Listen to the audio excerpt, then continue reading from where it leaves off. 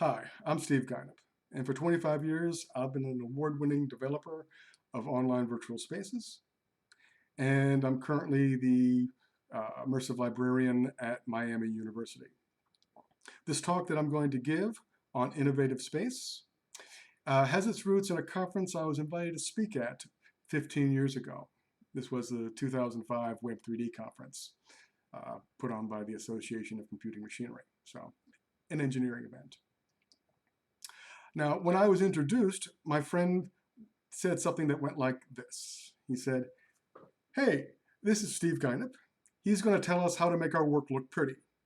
We're all about being functional and making things work, but it also has to look good. So Steve's going to give us some tips on how to do that." And yeah, as a designer, being introduced as pretty really wasn't my cup of tea. And my response was pretty abrupt. My response was, "No, I'm functional and you're pretty."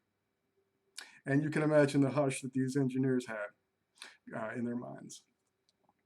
So luckily, these were also all my friends. And to my left were guys doing mesh deformation grids, like how avatars joints bend. And on my right were the guys from Bit Management showing off a shader for Jade. And then they had this wonderful Jade dragon that was pretty. So of course, I brought up their work and we began a discussion about what they were doing and how they graded their work as being good, these mesh deformations and these shaders. And the conversation kind of went around in circles because they were like, well, we're not being pretty. We're just copying reality. Just copying reality. So I asked them, well, why are you copying reality? Do you know? Well, we have to start somewhere, was the response of this group. And that seemed to me to be a problem. And at the time, 15 years ago, I didn't have a good answer. But it was, I think, very frustrating. And I think it's still frustrating for many of us today who are in this field. It's frustrating because we see a medium that is inside the computer and yet is tied to the past.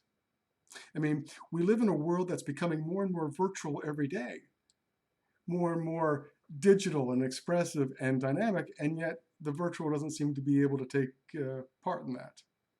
And that raises bigger questions like, when we go beyond reality, why are our choices either copying reality or just some kind of spectacle? And is that it, just reality or spectacle?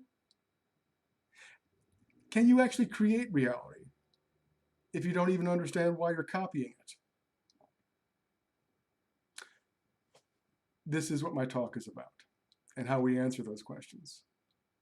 It's taken me some time, and I think you're going to like what I've got to say.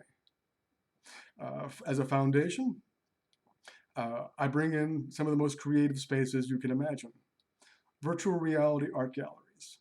And we're going to talk and have a conversation about Zaha Hadid's Virtual Guggenheim. We're going to talk about Chow Fei's RMB City, Alternate Fabriques, Expo One, and lots of other really, truly innovative spaces. And we're going to do that through a language developed out of early cinema. Because 150 years ago, cinema faced the same challenges that we as designers face today. They had to learn to compose and edit reality in service to the story. Today, it's tricky. Today, we still need to edit and compose reality in service to a story, but we also have to take care of interactivity and go further. And in the end, I think that you're going to find that the goal of reality as an end in itself is just wrong. Reality isn't a goal. Reality is a tool that we use to create belief and behavior in our users. And this very talk that I'm going to give helps prove that. This talk that I'm going to give actually began as 25 years ago when I was doing poetry readings with shape-shifting avatars.